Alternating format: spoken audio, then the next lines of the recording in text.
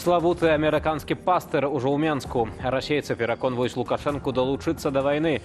А Дональд Трамп завяршыў візіт у Кітай. Найважнейшыя тэмы ў выданні «Аб'ектыву». З вамі Вітаўт Сіўчык. Вітаю, шаноўнае спадарства, і запрашаю.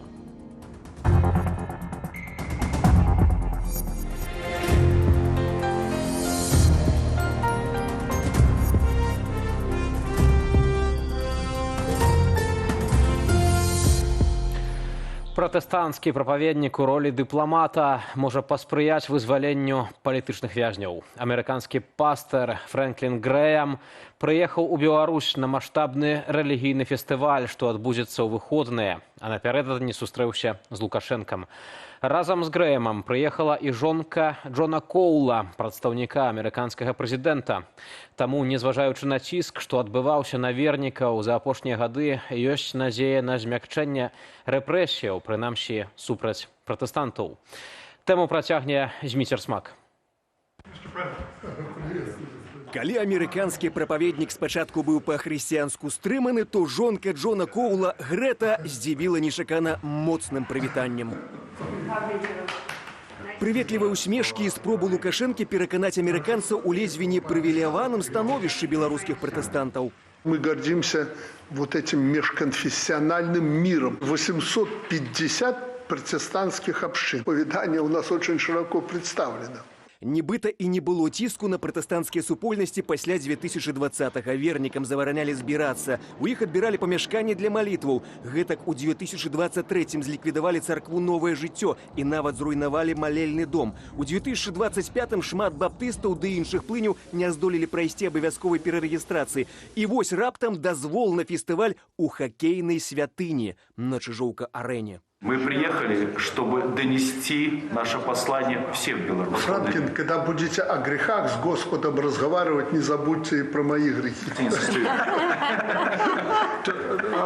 Tomorrow night. Ну, завтра вечером, если... Фрэнклін Грэем не проста духоўны дарадца Трампа і выступае на ягоных мітынгах. Ён узначальвае адну з самых уплывовых у свеце рэлігійных арганізацыяў з ахвяраваннямі на мільярды долараў. Яе заснаваў ягоны бацька, таксама прапаведнік Біллі Грэем, які сябраваў амаль з усімі прэзідэнтамі штатаў, пачынаючы з Айзенхауэра. Сын захаваў палітычны ўплыў і нават падтрымаў Трампа ў вайне з Іранам. Маўляў, калі трэба спыніць зло, можна і страляць. А когда я уже работал директором, то у меня в хозяйстве была половина католиков, половина православных и какая-то часть протестантского вероисповедания. Пакінем колькасць паміж дзвюма паловамі за матэматычнымі дужкамі, а вось на працаздольнасць варта звярнуць увагу. Пакуль на поўначы і ўсходзе вёскі выміралі і знікалі, то тут евангелісты без бюджэтных сродкаў ператварылі іх у шматтысячныя гарады, дзе даслоўна каля каждага дому велізарныя цяпліцы. Альшаны нават адабралі ў Шклова назву гурковай сталіцы. Малельныя будынкі тут вышэйшыя за лядовыя палацы. 6 дзяцей для пратэстанцкіх сем'яў норма. Здавалася, якія могуць быць пытанні. Сацыяльныя, эканамічна карысныя, што людзі актыўныя, яны развіваюцца tej тэрыторыі, дзе яны жывуць, гэта сапраўды так. Але для дзяржавы ўсё, што непадкантрольнае, яно небяспечнае, і таму пратэстанцкія кам'юніці ў Беларусі яны найбольш прыгнечаны. І як неафіцыяльны перамоўнік Трампа, Грэем можа зрабіць нямала, упэўнены эксперты, тым больш сапраўднае становішча вернікаў у Вашынгтоне ведаюць. Калі мы былі, дарэчы, недавно там у Амерыцы, размаўляючы з амерыканскімі чыноўнікамі, яны цікавіліся тэмай рэлігійных свабодаў і арыштаванымі беларусамі палітычнымі зняволенымі, якія сядзяць і з'яўляюцца святарамі. Небывалы паводле маштабу пратэстанцкі фэст будзе праходзіць усе выходныя. Чакаюцца не менш за 10 тысяч вернікаў. Вядома, што адна падзея не пахісне пазіцыю маскоўскай праваслаўнай царквы ў Беларусі, але прынамсі прадэманструе колькасць вернікаў, што не падначальваюцца ўсходняй адміністрацыі. Зміцер Смак, Белсат. На фоне кантактаў з ЗША з'яўляецца інфармацыя, якая сведчыць пра чарговую эскалацыю з беларускай тэрыторыі. Масква не пакідае спробаў уцягнуць Менск у ваенныя дзеянні, пра што афіцыйна заявіў прэзідэнт Украіны Уладзімір Зяленскі пасля тэрміновай нарады з сілавікамі і выведкаю. Мы ведаем, што адбыліся дадатковыя кантакты паміж расейцамі і Александром Лукашэнкам, мэта якіх пераканаць яго далучыцца да новых агрэсіўных аперацый у Расеі. У прыватнасці Расія разглядае планы аперацыяў у паўднёвым і паўночным кірунках ад тэрыторыі Беларусі, альбо супраць чарнігаўскага кіеўскага кірунку ва ўкраіне, альбо супраць адной з краінаў НАТО, менавіта з тэрыторыі Беларусі. Зеленскі выклаў копіі здабытых выведкаю дакументаў, якія сведчаць пра рыхтаванне расейцамі новых ракетна-дронавых удараў па ўкраіне і даручыў сілам абароны Украіны скласці план рэагавання. Тым часам праўладны тэлеграм-канал «Пу-1» паведаміў пра тэлефонную размову паміж Пуцінам і Лукашэнкам, абмяркоўвалі супрацу ў эканоміцы і галіне абароны, а таксама будучыя супольныя захады ў гэтых кірунках. Тым часам Александра Лукашэнку ўжо афіцыйна разглядаюць як суагрэсара ў вайне супраць Украіны праз наданне тэрыторыі ды інфраструктуры Беларусі для расійскага нападу. Гэта сталася падставаю для залучэння яго ў спіс асобаў, якіх закране спецыяльны трыбунал, кіроўны камітэт якога зацвердзілі сёння ў Кішыневе на паседжанні камітэту міністраў Рады Еўропы. І ў працяг тэмы бяспекі. Не змяншэнне ціску на мяжы, а сінтэз дзеянняў дзяржавы, кампетэнтнасці памежнікаў і велізарных уліванняў. Гэтак Дональд Туск ацаніў паляпшэнне сітуацыі з незаконным мінаннем мяжы з Беларуссю. 0 спробаў пераходу за першыя 3 месяцы году. Між іншага, польскі прэм'ер нагадаў, што існуюць памежныя пераходы, куды кожны, хто хоча легальна падаць заяву на атрыманне абароны ў Польшчы, можа падаць дакументы.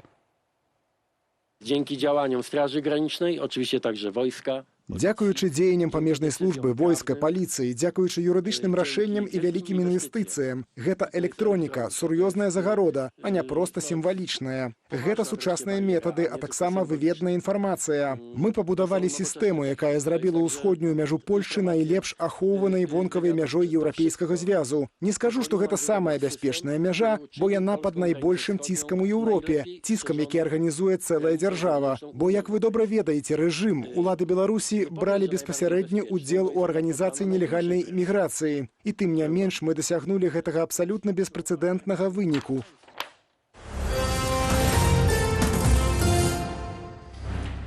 Да іншых тэмаў. Паводле рэкамендацыі выбарчай камісіі сябры каардынацыйнай рады пастанавілі працягнуць тэрмін галасавання на 1,5 дня. Цяпер выбары маюць завяршыцца не 17, а 19 траўня, а 12 гадзіне паводле менскага часу.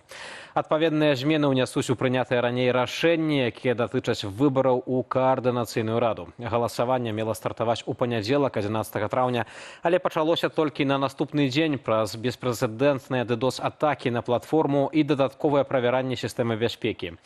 Цяпер каманда тэхнічнага падтрымання перанесла працэс на новы адрас.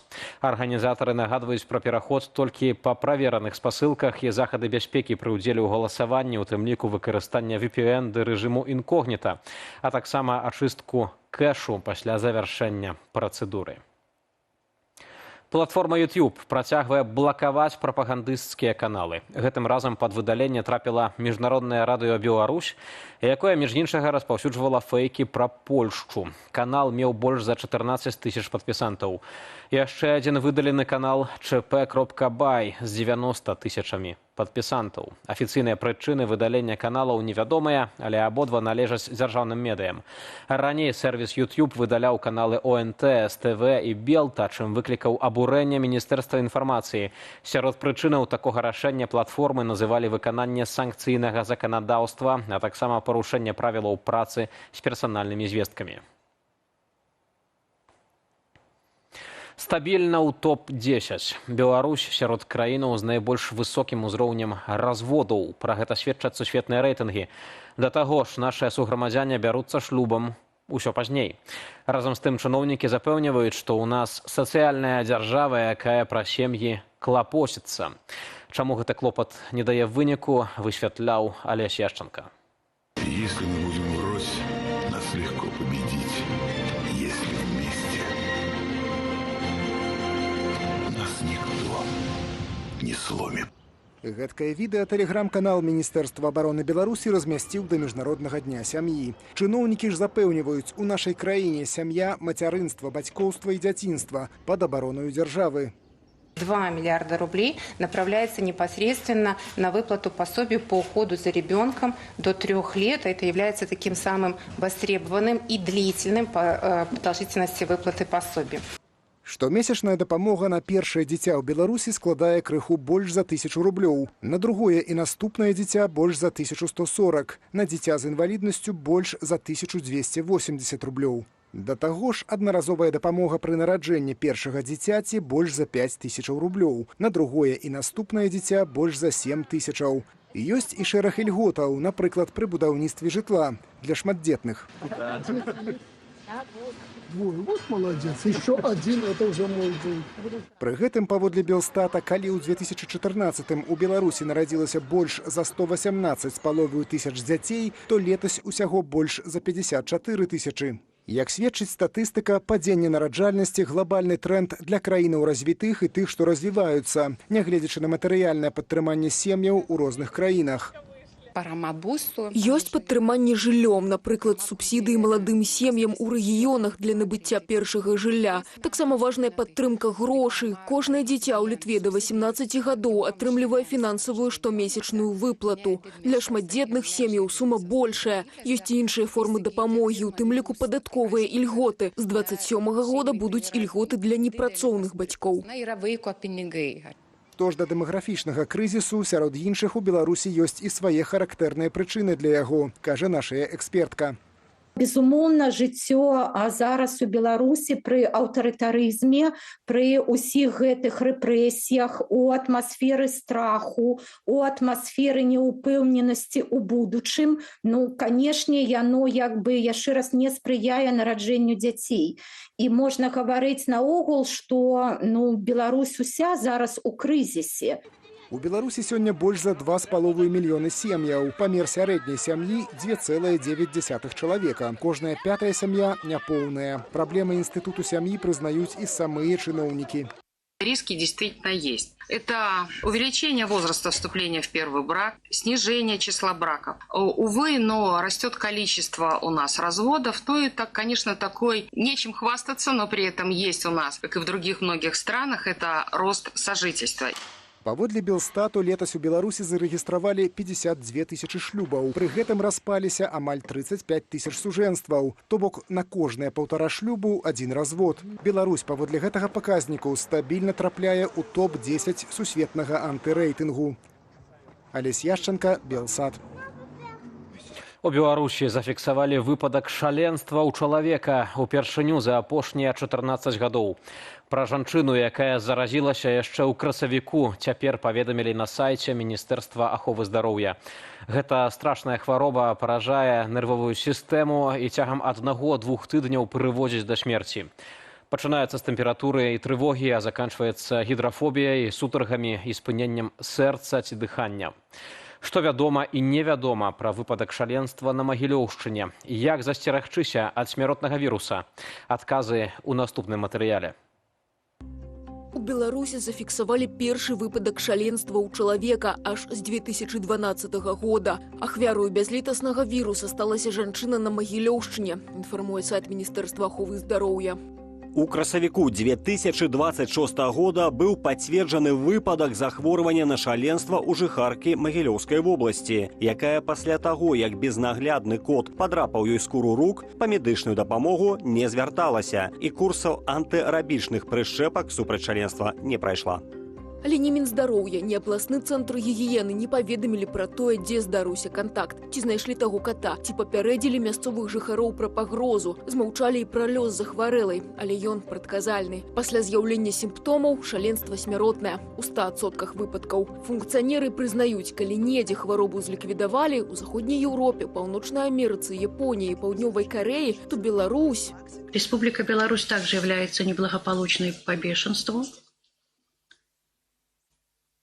При этом с 1989 года наблюдается значительный рост случаев бешенства. В 2024 году зарегистрировано только 334 случая заразной болезни, в том числе 143 среди домашних животных.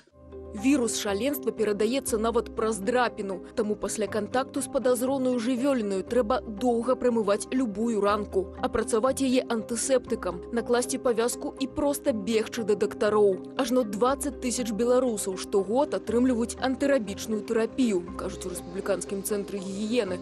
І гэта даўно не 40 уколаў у жывот, а 6 ін'екцыяў у плячо з пэўнымі інтэрваламі. Калі пачаць своечасова, шаленства амаль заўжды перадухіляюць. При обращении человека в любое время, если он указывает на контакт, все равно начинается курс иммунизации. Только вот чем быстрее, как я уже говорила, тем лучше. Лучше в течение первых суток. Бросить все дела и обратиться. Да рэчы, у Беларусі абавязковыя штогадовыя прышчэпкі ад шаленства для хатніх гадаванцаў. У ветэрынарных станцыях іх нават робяць бясплатна. Яшчэ адна захада – вакцынацыя дзікіх жывёлінаў. Над лясамі і палямі раскідваюцца адмысловыя прынады. Але, падобна, Беларусь яшчэ доўга будзе неспрыяльная што да шаленства, пакуль у нашай краіне не развяжуць праблемы бясхатніх катоў і сабакаў. Марыя Сысой, Белсат.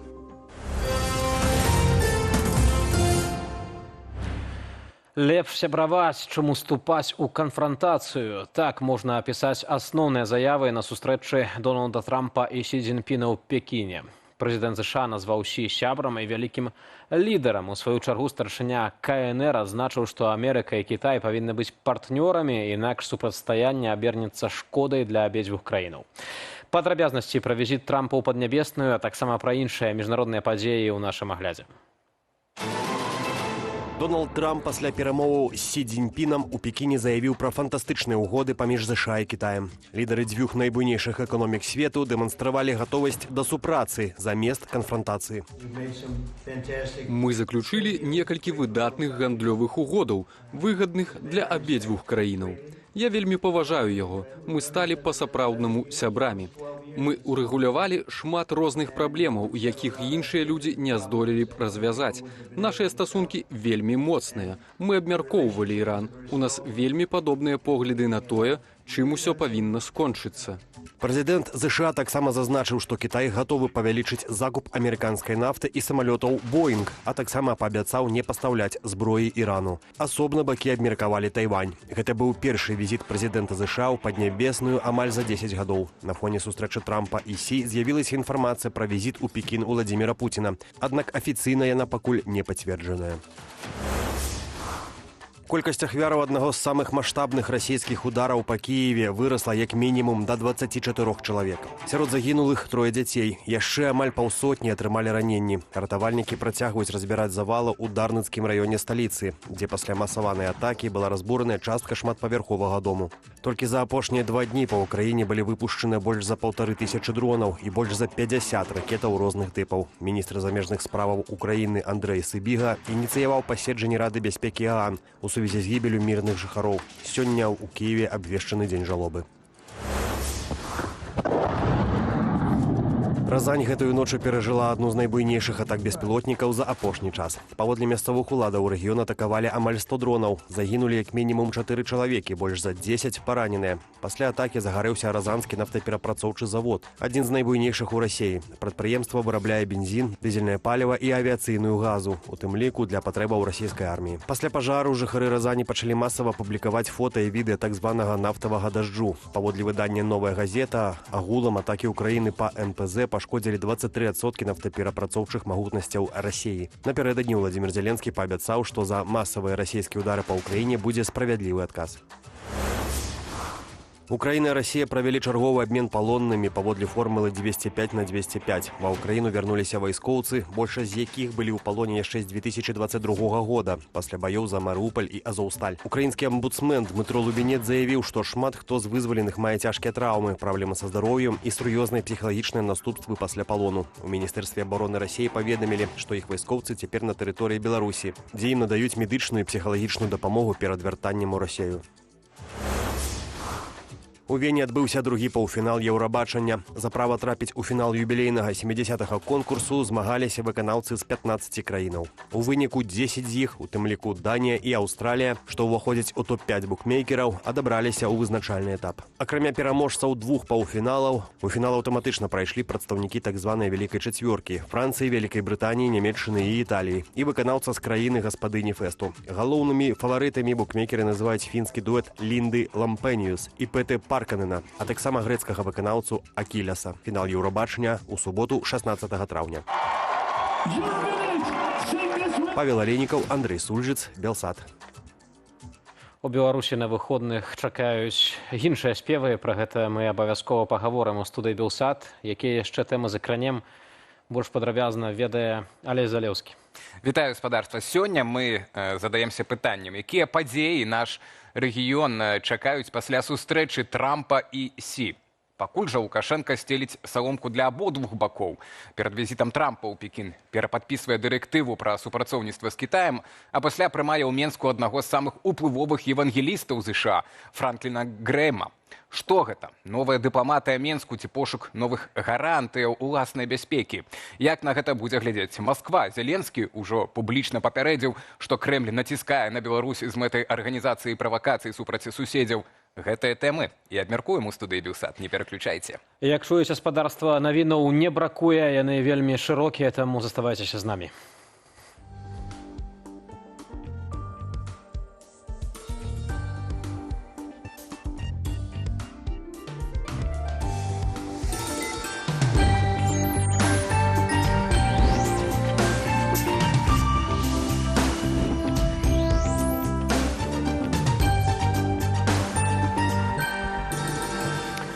Шановне гаспадарства, як заўсёды на пачатку студыі Белсат, тыя, хто глядзіць нас у Ютубе, маеце магчымасць прагаласаваць у апытанцы ў нашай трансляцыі. І сёння пытанне наступнае.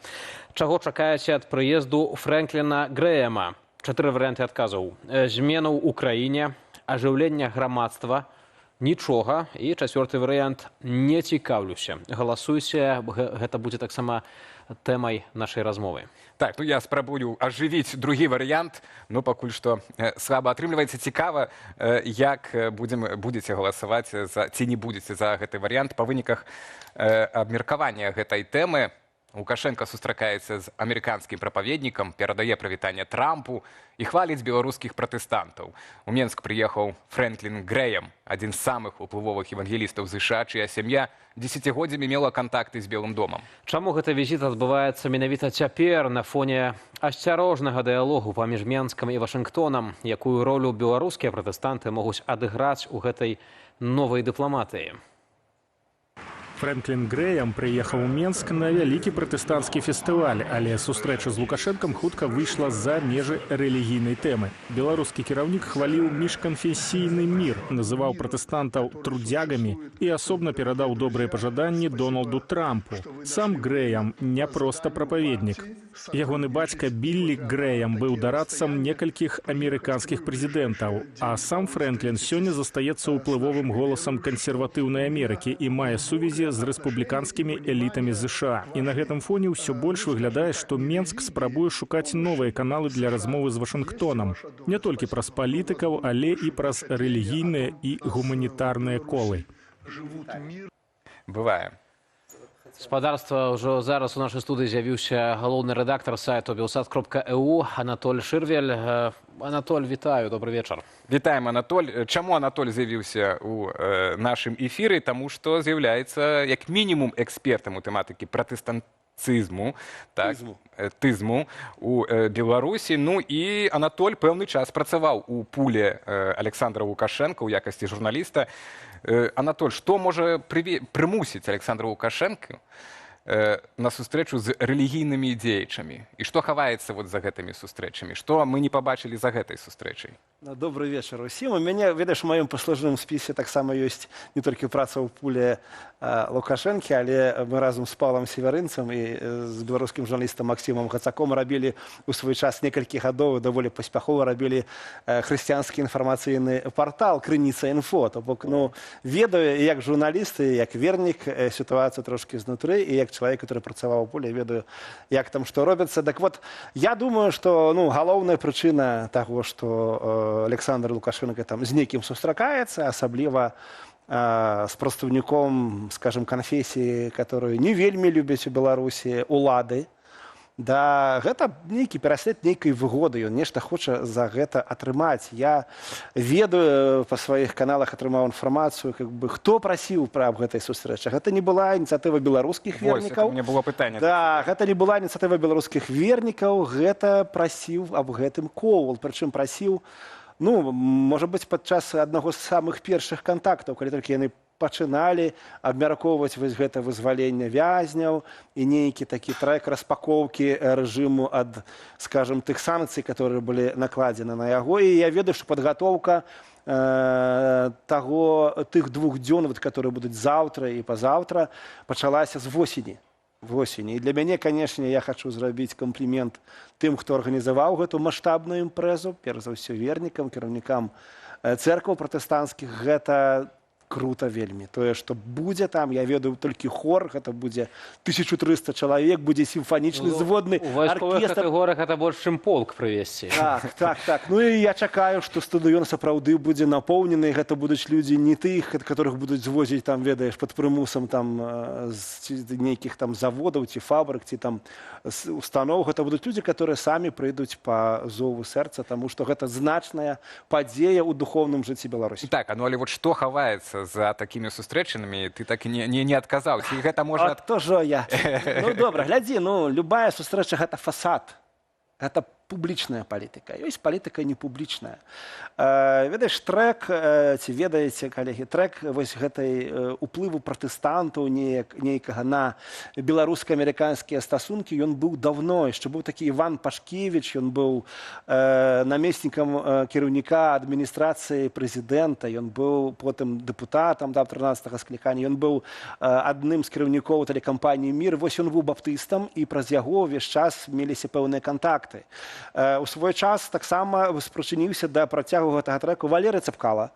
Як ён быў дыпламатам, быў паслом у ЗША, то пасля гэтага пачалі прыязджаць розныя назіральнікі, якія былі евангелістамі, Майкл Маргуліс, Марк Базалеў і іншыя. Яны прыязджалі і былі назіральнікамі на выбарах. То бок заўсёды Лукашенко ад такіх кантактаў атрымліваў, ведаеш, такое трошкі абяленне сваёй рэпутацыі ў вачах магчымых альбо рэальных заходніх партнёраў. Сёння, выбачай, Вітаўт, зараз, бо я ўжо так думаў дабіць гэты накірунак, вось сёння акурат літаральна расхвальваў беларускіх пратэстантаў падчас гэтай сустрэчы. Ну і сапраўды пратэстанты другая, як аказалася, для мяне таксама трошкі было нечакана, другая пасля праваслаўнай рэлігійных суполак у Беларусі, так, па колькасці зарэгістраваных грамадаў. Грамадаў. Дакладна. Каталіцкія толькі на 3-м месцы. Чаму уладам, хіба ты ўжо і адказаў на гэта пытанне, чаму за апошнія гады уладам удалося знайсці гэты баланс у адносінах з пратэстантамі, так як, напэўна, не атрымалася да канца з каталікамі. Прынамсі, пра каталікоў, пра прадстаўнікоў каталіцкай канфесіі мы часцей бачым у медыях. Рэпрэсіі, арышты, забароны і гэтак далей. Да, сапраўды, здаецца, мы там пра пераслед ксяндза кого-нибудь мы чуем адразу, бо за яго уступаецца ўся Польшча, уступаецца Ватыкан і гэтак далей. На самай справе, як бы то не гучала дзіўна, нягледзячы на тое, што пратэстанты неяк уплывалі вось на гэта, спрыялі нейкім кантактам Лукашэнкі з Захадам і, у прыватнасці, з ЗША, увесь час пратэстанты былі адной з самых рэпрэсаваных канфесій і застаюцца. Нават на цяперашні дзень сядзяць пастары і вернікі, пратэстанты, сядзяць у вязніцах, сядзяць яны не за рэлігійнае перакананне, за палітычную пазіцыю, грамадзянскую пазіцыю, за ўдзел у пратэстах, за падтрымку людзей, там насілі ежу, медыкаменты падакрэсцены, і гэта было шмат пратэстантаў сярод гэтых людзей, і яны сядзяць. Але вось чаму удалося знайсці баланс? Гэта крыецца ў самой сутнасці пратэстантызма беларускага. беларускага і ўвогуле ў славянскім свеце, мы заўсёды былі самыя ганімыя. Нашы, тыя, хто былі перад намі, яны зазналі вельмі вялізны пераслед з боку камуністаў. І заўсёды пратэстанцкія супольнасці былі такія сябе на уме, самі сабе на розуме. Да? Яны займаліся сваёй дзейнасцю, галоўна, каб дзяржава не ўмешвалася ў іх дзейнасць. А пратэстанты самі па сабе, не па просьбе дзяржавы, не за сродкі дзяржавы, трымаюць і робяць рэабілітацыйныя цэнтры, цэнтры рэабілітацыі наркаманаў і алкаголікаў. Пратэстанты самі па сабе заўсёды добраахвотна валанцёрска шлі ў турмы як капеланы турэмныя і праводзілі там набажэнствы, праводзілі працу з крымінальнікамі. Я сам асабіста ведаю некалькі людзей, которые жывуць зараз у Беларусі, которые былі, не скажу, што варамі ў законе, але былі крымінальнікамі са страшным мінулым. Яны навярнуліся да Хрыста, і зараз это нармальныя людзі. То бок пратэстанты гэта сем'і, гэта эканоміка, гэта прадпрымальнікі. Альшаны, ведаеш, што такое? Вёска, дзе жыве некалькі, па 10 000 чалавек, гэта ўсе пратэстанты, яны самі... Ну, добра, Анатоль, але вось фестываль, і называецца фестываль надзеі. Ёсць у цябе гэтая надзея, што вось гэты візіт канкрэтна да пратэстантаў, ці да пратэстантаў, ці канкрэтна агулам цэлым па краіне нешта зменіць? Ён, па-першае, ён зменіць духоўную атмасферу. Калі я сам даведаўся вось пра гэта мерапрыемства, у мяне была неадназначная рэакцыя. Я спачатку падумаў, як гэта можа выглядаць вось на фоне таго, што яшчэ далёка не ўсе палітвязні вызвалены, яшчэ раны пратэстаў і ўвогуле яны баляць. Дзяржава, грамадства расколатае, дзяржава ніяк на самай справе не спрыяе грамадзянскаму ці палітычнаму дыялогу са сваімі апанентамі, а наадварот, нават вызваляючы, выкідвае самых лідараў.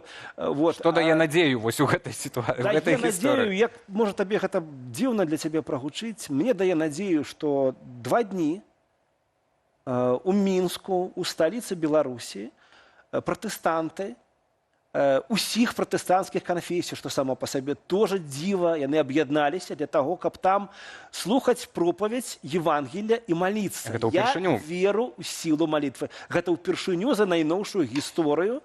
Франклін Грэм, евангеліст такога маштаба, духоўны лідар сусветнага маштаба. Я не ведаю, гэта кшталту папы рымскага для пратэстантаў. Ён, конечно, не такі, ён не з'яўляецца кіраўніком усіх канфесій, але гэта маштабная асоба, і ён там будзе прапаведаваць, і людзі будуць маліцца. Так вот, я веру ў сілу малітвы, таму што я сёння бачу вось гэту пратакольную здымку, дзе Лукашенко там, вы што вы за мяне памаліцеся, і памолімся Лукашенко, выбіраў слово, як назваць, памолімся, Александр Гор, памолімся, таму што маліцца за правителяў і нават за ворагаў, гэта хрысціянскі абавязак. А Бог разбярэцца з кожным потом. Анатоль, калі казаць таксама пра вось нават ты падводзіш у нейкім сэнсе пра палітычны аспект вось гэтага прыезду. Вось ты кажаш пра тое, што гэта такі лідар у пратэстанцкім свеце. Гэта лідар, можна сказаць, нават дынастычны, бо ягоны бацька быў знаёмы з многімі прэзідэнтамі, дарадцам быў прэзідэнта ў ЗША. У свой час ён таксама прыязджаў яшчэ ў Савецкі Саюз. І ці тут які быў вынік тых візітаў ягонага бацькі яшчэ ў Савецкі Саюз?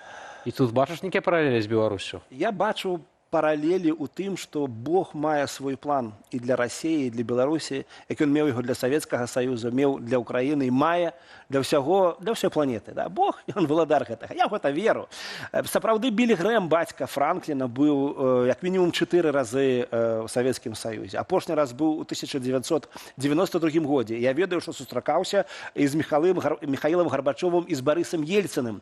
І маліўся ў іх прысутнасці, можна сказаць, разам з імі, маліўся за нейкія змены духоўныя. І пасля гэтага Савецкі Саюз, дзе ён аказаўся, яго няма. Я веру, што ніводная дзяржава, которая не прытрымліваецца прынцыпаў права, не з'яўляецца абаронцам людзей, а дзяржава ці лідар палітычны, который скарыстоўвае уладу, можа быць дадзеную Богам, таму што першыя выбары былі справядлівыя в Беларусі, выбары прэзідэнта. Не скарыстаўся гэтым шансам, ён выкарыстоўвае ўладу, каб яе ўтрымліваць гэту ўладу, а гэта, гэта па-за правіламі гульні. Дзякуй вялікі, Анатоль. Ну, цікавая тэма, можна было б далей цягнуць. Мы яе будзем сёння. Раны мінаюць, а вера застаецца. Анатолий, дзякуй вялікі, што... Я яшчэ скажу, не могу не прадставаць Хрыста, которого будзе прапаведаць Франклін Грэм. Да?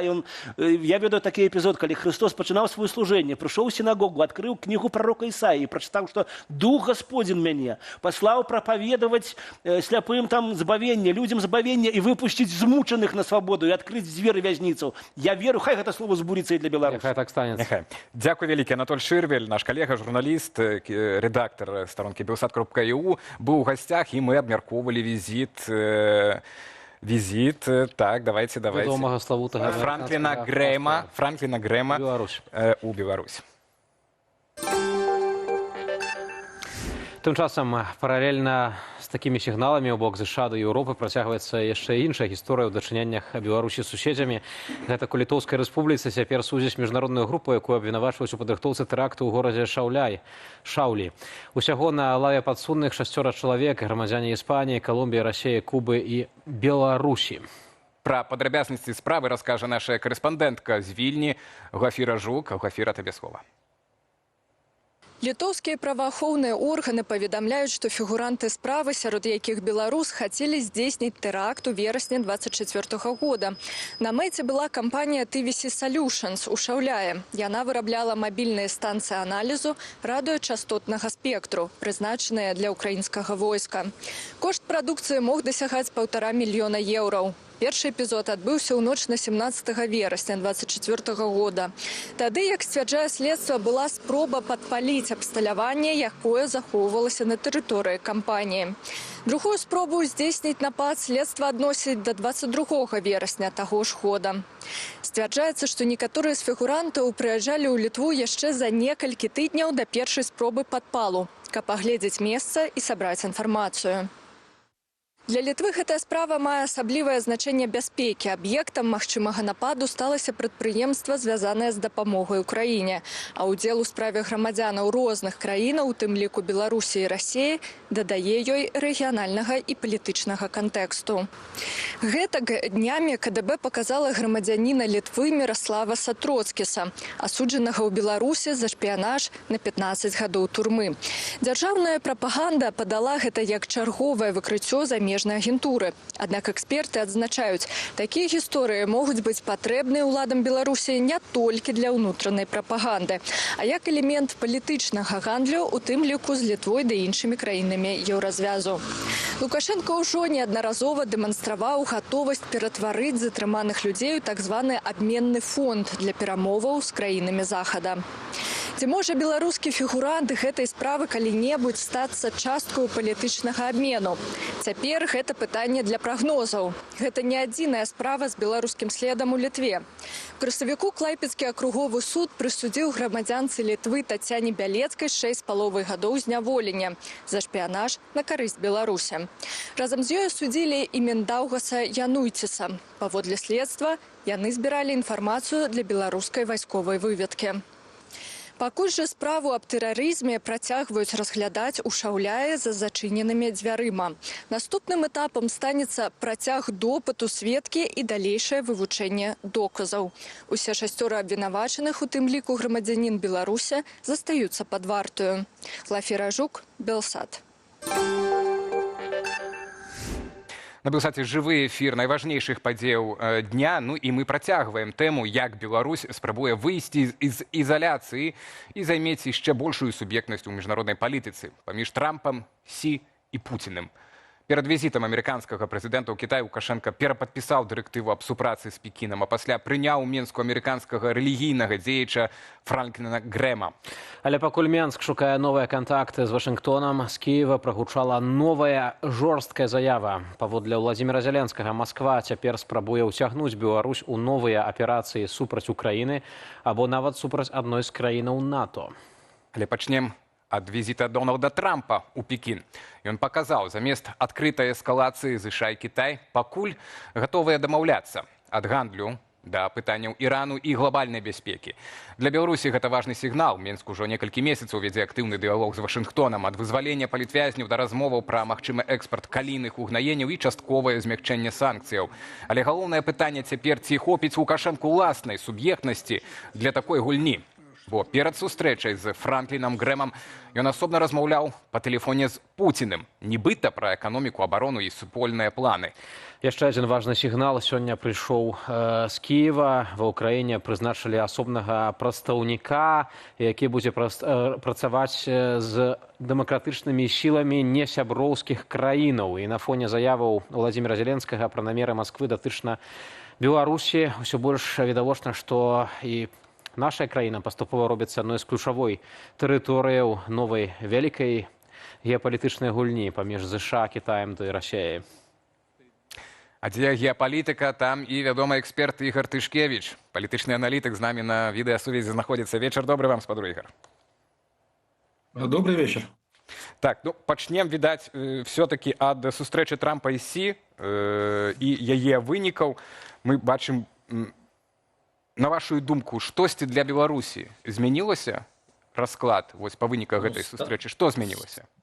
Станом на сёння пакуль што глобальна нічога. Адзінае, што для Беларусі была небяспека, якая давала магчымасць актывізавацца Расійскай Федэрацыі, фактычна навязаць альбо павелічэнне свайго ўплыву непасрэдна і фактычна аж да вмешательства в прыняццё рашэнняў на ўнутраным полі, альбо правесці нават транзіт пад якусь фігуру, якая больш задавальняе Маскву. Але такое было б магчыма ў выпадку двух складнікаў. Першае – гэта пагаршэнне адносінаў Кітая да Злучаных Штатаў Амерыкі, другое – абнуленне амерыканскага трэку. Не адбылося ні таго, ні другога, таму у дадзеным выпадку з пункту гледжання тактычнага пазіцыі Беларусі, в прынцыпе, захаваліся. Я не скажу, што і Беларусь явна не была нават у першай дзесяткі пытанняў, які абмяркоўвалі гэтыя лідары, тым болей, што гэтая сустрэча фактычна прыстрэлачная, бо будзе рыхтавацца і гандлёвае пагадненне, будуць рыхтавацца больш прадметныя перамовы альбо фіналізацыя больш прадметных перамоваў наконт суіснавання двух дзяржаў у палітычным полі. І недарэмна сігнал Трампа, што запрасіў Сі на 24 верасня, тут таксама гэта паказальна, бо папярэдне планавала, што гэта будзе напрыканцы года. Таму Злучаныя Штаты Амерыкі крышку, скажу так, прыспешваюць час, гэта таксама сведчанне таго, што на нейкі прагрэс у двухбаковых адносінах яны разлічваюць, таму што каб яны разлічвалі на рэзкую эскалацыю, то гэта можна было падцягнуць проста крышку пазней. Таму глобальна сітуацыя не пагоршылась для Беларусі, а з іншага боку, але тут пытанне да якасці, назовем так, выканаўцаў альбо якасці людзей, якія навокал Лукашэнкі, калі гэта дзе дзяржавы не ідуць у, скажем так, эскалацыю, не ідуць у павелічэнне ставак, то гэта ёсць магчымасць пагуляцца на абодвух, умоўна кажучы, полях. Это азначае прапанаваць нейкі свой функцыянал і адным, і другім. Зноў-такі таму, што гэта не будзе ўспрынята як рэзкі разварот у чыйсьці бок. Дарэчы, тое ж самае датычыцца і так званых беларускіх дэмакратычных сілаў, таму што просто безумоўная ставка, умоўна кажучы, на Вашынгтон, мы будзем амерыканцамі са знакам якасці, калі перафразаваць Лукашэнку. Ну, я не ведаю, наколькі яна, скажем так, апраўданая. Таму лагічна было б і для гэтага поля, для гэтай часткі беларускага палітычнага поля паспрабаваць навязаць кантакты, скажем так, і з другім глобальным гульцом, які ў любым выпадку будзе прысутны ў Беларусі. Спадар Ігор, нават пасля змены ўлады. Так, спадар Ігор, вот вы кажаце, так, што Лукашэнкі цяпер пакуль ёсць вось гэтае акно магчымасцяў паміж двумя цэнтрамі сіламі пагуляць, так, маневр у яго захоўваецца, так. Ну і мы так разумеем, што гэта ўзмацняе яго перад Пуцінам. Мы ведаем таксама, што адбыўся сёння тэлефонны званок перад вось сустрэчай з гэтым рэлігійным дзеячам з ЗША, Александр Лукашенко з Пуцінам. Ну і адразу пасля, амаль што, Владзімір Зеленскі выступае з рэзкай заявай пра тое, што вось Расія чарговы раз хоча, націскае на афіцыйны Менск, каб той падтрымаў у нейкіх правакацыйных агрэсіўных дзеянняў супраць суседзяў і нават, магчыма, краіны НАТО. ну гэта ж не супадзенне. І ці ў такой канфігурацыі Лукашенко сапраўды мае большую сілу, так, упэўненасць у тым, каб супраціўляцца таму ж Пуціну. Ці наогул Пуціну не вядзецца ні пра які ціск цяпер на Беларусь? Ну, тут пытанне не супраціўляцца, тут пытанне спрабаваць нейкім чынам ці то адпаўсці, ці то знайсці дадатковую апору, бо ён зараз не ў тым стане, каб проста рэзка супраціўляцца. Давайце пачнем з гэтага. Але шукаць нейкую дадатковую падтрымку на гонкі ён можа. Калі казаць пра самога Пуціна, Пуцін таксама у незайздросным становішчы, таму што калі хутка будзе фіналізацыя якраз такі вось гэтага этапа перамоваў Сі і Трампа, няма нават вераснёўска, то натуральна паўстане пытанне: окей, а што рабіць з вайной расійска-украінскай? І я хочу нагадаць, што прадстаўнікі Еўрапейскага Саюза і прадстаўнікі Кітая, і гэта было прадэманстравана падчас візіта Мерца ў Пекін, калі была сумесная заява па Ўкраіне, што яны выступаюць за перафарматаванне фактычна групы пасярэдніку з уключэннем, як напісала Сіньхуа, всіх зацікавленых бакоў. Ну, чытайце і краіны Еўрапейскага Саюза і Кітая. І ў такім выпадку, калі будуць сфармаваныя падобныя рамкі, ну, Расіі давядзецца пагаджацца на навязаныя умовы, таму што Вашынгтон мае рычагі ціску на Кіеў, Пекін мае цудоўны рычагі ціску на Маскву. І, адпаведна, недарма Пуцін зараз на днях адразу ляціць да Пекіну. Гэта было планавана яшчэ тыдні 3 таму, фактычна па просьбе Масквы Сі яго прыме. Якраз такі Пуцін будзе спрабаваць зразумець, што адбываецца вакол, наколькі у яго ёсць час і ёсць магчымасці, у тым ліку для некага палітычнага манёвра і інтэнсіфікацыі баявых дзеянняў. Званок Лукашенку, ну гэта фактычна з той жа самай, з таго ж самага набора, ён проста спрабуе сабраць максімальную інфармацыю, максімальныя сігналы, каб ведаць, пра што размаўляць Сі, па вялікім рахунку, станам на сёння. Спадар Ігор, вось вы кажаце пра тое, што Лукашенко не ў тым стане, каб супраціўляцца, але пытанне, ці можа ён знайсці вось гэты шлях, каб неяк адпаўсці ад гэтых расійскіх пагрозаў, але ён жа кіруе ўжо 32 гады, увесь час трымаецца блізка гэтай Масквы, шмат у чым здаў таксама суверэнітэт нашай дзяржавы. Ці сапраўды увогуле яшчэ здольны на нейкія, хоць мінімальна антырасійскія крокі? Ну, тут пытанне не антырасійскае, яшчэ раз. Тут варта разумець, што для Лукашенка тэма нумар 1 – гэта ягоная ўлада. Адпаведна, калі ён бачыць пагрозу з усходняга боку, ён будзе спрабаваць нейкім чынам, скажем так, не то, што уступаць у некую варажнечу, ён будзе спрабаваць знайсці дадатковую апору або дадатковую падтрымку. Як гэта было не раз, таму што Лукашенко перыяд з перабываннем паветра адбываецца рэгулярна. Таму зараз ён будзе спрабаваць інтэнсіфікаваць трэк з амерыканцамі, тым болей, што гэты трэк яму дае пэўную таксама палітычную апору, зважаючы на тое, што Злучаныя Штаты Амерыкі як пасярэднік у расійска-украінскай вайне ў край выгаднай Расійскай Федэрацыі. І наўрад ці Пуцін будзе выкарыстоўваць дадатковы нейкі інструмент, каб дратаваць Трампа. З іншага боку, ну, ёсць неабходнасць, я думаю, што афіцыйны Мінск паспрабуе нейкім чынам аднавіць, якраз такі выйсці з замарозкі, што тычыцца новых эканамічных праектаў, замарозкі супрацоўніцтва з Пекіном. Ну, паглядзім, як гэта ў яго атрымаецца. Так, ну але вы дапускаеце, ну сапраўды гэта такі рабочий сцэнар, што Пуцін у дадзенай сітуацыі, так як сказаў сёння Владзімір Зеленскі, будзе спрабаваць нейкую агрэсіўную так правакацыю здзейсніць. Ну вы это называеце як палітычны манёвр, так, ці ідэнтыфікацыя падзей на фронце, і пры гэтым будзе ўжыта Беларусь. Ну мы-то тут не бачым такіх варыянтаў магчымасцяў, так? Ну, да. Але вот вы раскажыце, ці это сапраўды з Кіева так бачыцца, што такі варыянт магчымы пры Лукашэнку цяпер, каб нашу тэрыторыю нейкім чынам выкарыстаць? Скажем так, одна частка з групы палітычных, адна з групы палітычных эліт в Украіне, яна свядома паднімае гэту тэму паслядоўна. Ну, гэта з аднаго боку, гэта пытанне падвышэння ставак, з другого боку, гэта пэўнае нівеляванне эфекту унутрыпалітычных крызісаў, якія таксама ёсць унутрыпалітычны выклік. Гэта унутраная гісторыя. Там і справа Ермака, і ўсё іншае. Таму гэта проста і пераключэнне ўвагі, і з другого боку, калі мы гаворым знешнепалітычна, гэта падвышэнне ставак у кантактах з афіцыйным Мінскам, а такія кантакты рана ці позна ўсё ж такі пачнуцца. І, адпаведна, Кіеў спрабуе у нечым пераняць досвед ці скопіпасціць досвед Варшавы, калі тая перад пачаткам з гэтага этапа, калі ўжо гаворыць пра кансультацыі, яна максімальна падняла стаўкі ўгару.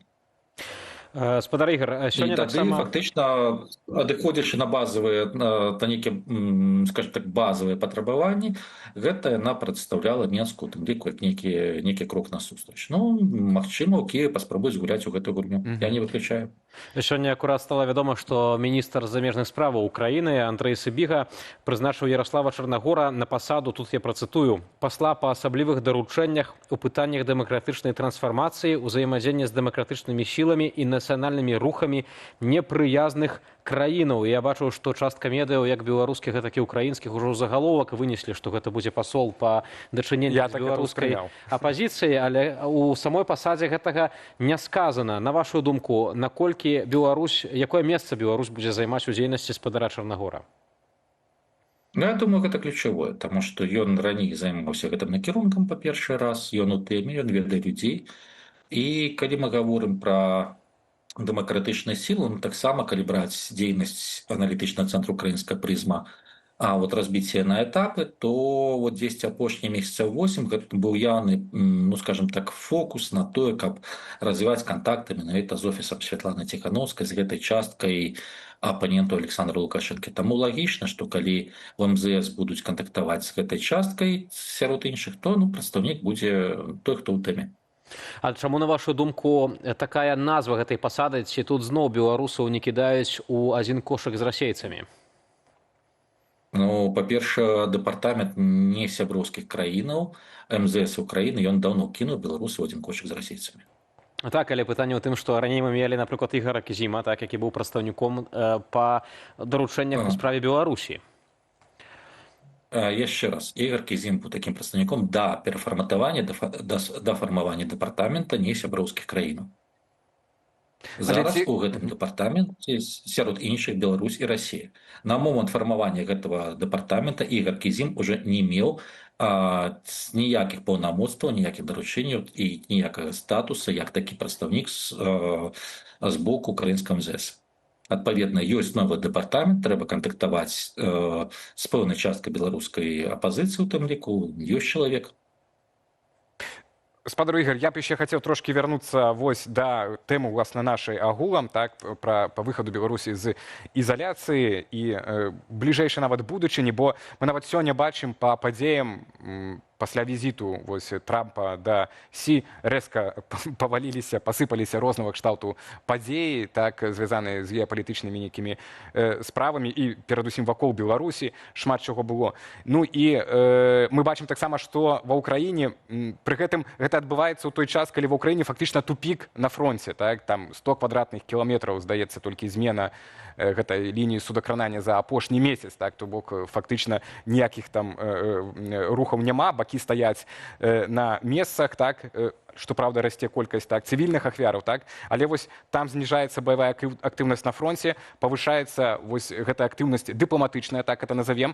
Ці вы ўжо бачыце, да якой архітэктуры бяспекі рухаецца наш рэгіён, улічваючы, так, ужо пэўныя пазіцыі, заяўленыя ЗША, ужо трошкі прыадкрыта пазіцыя Пекіна, так, і, ну, і мы бачым пэўны стан, які знаходзіцца цяпер Масква. Вось вы ўжо бачыце, вымалёўваецца ў вас, вось, да чаго мы ідзем к восені, пра што вы кажаце, вось, к таму другому візіту Сі да Трампа. Калі казаць вельмі проста, то зараз пакуль што допустим, Украина, Россия застаются ў трэку перамоўным, які быў запрапанаваны Злучанымі Штатамі Амерыкі. Гэта азначае, што ёсць ЗША як пасярэднік. Гэта азначае, што Вашынгтон робіць усё магчымае, каб іншых пасярэднікаў не было, не дапускаючы ні краіны Еўрасаюзу, ні кагосьці іншага у фармат, скажем так, пасярэдніцтва. Гэта азначае інтэнсіўныя кантакты атачэння Трампа со спецпасланнікам Пуціна Дмітріевым. Таму для Пуціна ўкрай выгадна такая формула, і калі яна не спрацуе яшчэ раз, тады будзе перафарматаваны цалкам, скажем так, весь набор інструментаў і перафарматаванае бачанне таго, як гэту вайну сканчваць. З пункту гледжання якраз такі знешніх гульцоў. У першую чаргу на двух супердзяржаў, які зараз вымалёўваюцца. І гэта ўжо будуць зусім іншыя умовы і вельмі можа быць, што зусім іншы мірны план. І гэта вот все такая перспектыва на восень, так вы кажаце, па выніку такого другога візіта. Гэта перспектыва, калі давайте так таймінг. От зараз у Пуціна ёсць умоўна кажучы да верасня час, калі ён можа паспрабаваць нейкім чынам пераламіць сітуацыю на фронце. З аднаго боку, з другого боку, інфармацыйнымі атакамі, палітычнымі правакацыямі ўнутры Украіны выклікаць, ну, у тым ліку унутрыпалітычны крызіс в Украіне, каб яшчэ раз украінскае кіраўніцтва было схільна пайсці на кампрамісы з Расіяй. Я не выключаю, што будзе дадатковы ціск Злучаных Штатаў Амерыкі на Зеленскага. Абсалютна не выключаю. Калі гэта не атрымаецца, таму лета будзе вельмі гарачае, оно будзе багатым на падзеі. Калі гэтага не атрымаецца, пытанне падымаецца паміж Сі ды Трампа. І верагодней за ўсё такім выпадкам. Да, ідзе перафарматаванне, але гэта не азначае адразу мір, таму што калі бакі дамаўляць, што мы перафарматоўваем перамоўную пляцоўку і ролю пасярэднікаў, уключаецца такая штука, як працоўныя групы, якія фактычна ствараюць новы фармат. Гэта пэўны час, ад 2 тыдняў да месяца 2. Ужо пасля гэтыя перамоўнікі, яны сустракаюцца асобна з расейцамі, асобна з украінцамі, калі будуць іншыя зацікаўленыя бакі яшчэ з некім, робяць альбо выслухоўваць іх прэтэнзіі, як можна скончыць вайну, пасля робяць нейкія свае высновы, і адпаведна пачынаецца ўжо іх абмеркаванне альбо выкручванне рук абодвум бакам. Ну так. І зноўку эта песня. Таму гэта фактычна таксама яшчэ 4-5 месяцаў. Таму калі у 25 верасня, 24 пачнецца візіт з-пад UCC, калі 25 верасня на прэс-канферэнцыі яны скажуць, што мы будзем займацца расійска-украінскай вайной, або што гэта будзе заканчвацца, ну, можна будзе адлічваць месяцаў 5-6 да таго моманту, калі з'явіцца канкрэтыка, калі гэтая канкрэтыка ўжо будзе настолькі прапрацаванай, што можна абмяркоўваць, як, калі і пры якіх умовах бакі вымушаны будуць пайсці на замарозку вайны. Дзякуй вялікі за размову. Ігор Тышкевіч, палітычны аналітык, быў з намі на відэасувязі. Абмяркоўвалі мы апошнія дыпламатычныя, геапалітычныя актыўнасці вакол Беларусі і канфлікту паміж Расіяй і Украінай. Вайны паміж Расіяй і Украінай. Пераходзім да навінаў рэгіёнаў. Рубрыку, якую мы рыхтуем разам з БГ Медыя. Першая навіна ў нас з поўначы Беларусі. Там, у Віцебску, пасля дарагога рамонту юбілейнага моста, так ён і называецца, юбілейны мост, знайшлі нечаканыя недапрацоўкі. Тэрыторыя пад ім аказалася небяспечная для пешаходаў з адкрытымі калодзежамі і разбітымі дарожкамі. Цяпер віцебскі навінавы канал апублікаваў фатаграфіі тэрыторыі пад мостам. Высветлілася, што яе добра ўпарадкаваць забылі. Там можна трапіць у адкрытыя калодзежы або паламаць ногі аб пешаходных дарожках. Жыхары Віцебску ў каментарах раскрытыкавалі чыноўнікаў.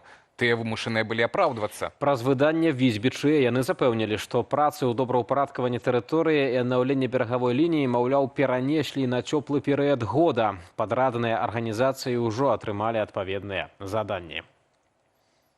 Ну, а мы недалёка ад тэмы, таксама рэкрэацыйнай, але ў іншым рэгіёне жыхары Берасця сустрэнуць лета не на пляжы. Прынамсі, не на тым новым, які абяцалі мясцовыя ўлады. Берасцейскія чыноўнікі перанеслі дату адкрыцця пляжу на Варшаўскай шашы, што меўся прыняць наведнікаў з 1 чэрвеня. Цяпер у афіцыйных паведамленнях гаворыцца, што аб'ект будзе гатовы прымаць жыхароў і гасцей гораду ў чэрвені. Дакладную дату абяцаюць назваць пазней, але не гэта найбольш здзівіла берасцейцаў. Чыноўнікі заўпэўніваюць, наведнікаў чакае не проста пляж, а шыкоўнае месца для перазагрузкі яркіх эмоцыяў. Паводле планаў, тэрыторыя працягласцю каля 200 метраў падзеляць на зоны для загарання, дзіцячых гульняў, футболу і валейболу. Абяцаюць інклюзіўнае асяроддзе для людзей з абмежаванымі магчымасцямі. Ужо завезлі больш за 10 000 тонаў пяску. Рыхтуюць паркоўку, пракладваюць камунікацыі, купляюць навесы, душавыя кабіны для пераапранання. Берасцейцы актыўна абмяркоўваюць новы пляж у каментарах і далёка не ўсе ў захапленні. Некаторыя абураюцца, што ўсё пакрылі пліткаю. Маўляў, дзе ж тая інклюзіўнасць? Іншыя выказваюць незадавальненне з нагоды высякання зялёнай зоны. Зрэшты, не ўсе настроеныя крытычна. Хтосьці спадзяецца на пункты грамадскага харчавання без драпежных пляжных цэнаў.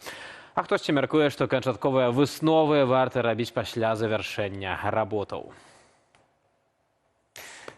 Адна супраць часу і разбурэння. У вёсцы Флер'янова, што ў Ляхавіцкім раёне, жанчына сталага веку ўжо шмат гадоў самастойна ратуе сядзібу роду бохвіцаў і бясплатна праводзіць там экскурсіі. Жанчына і ейны муж Генрых Трацяк шмат гадоў жылі насупраць сядзібы, збудаванай у 19 стагоддзі, і з болем у сэрцы глядзелі, як яна разбураецца. У 2012-м яны выкупілі будынак і пачалі аднаўляць яго ўласнымі сіламі, устаўлялі вокны, тынкавалі і бялілі сцены, умацоўвалі перакрыцці, рабілі парадак у парку і збіралі экспанаты. Але, на жаль, нядаўна гаспадарня Ларыса Паўлаўна засталася адна, муж Генрых памёр.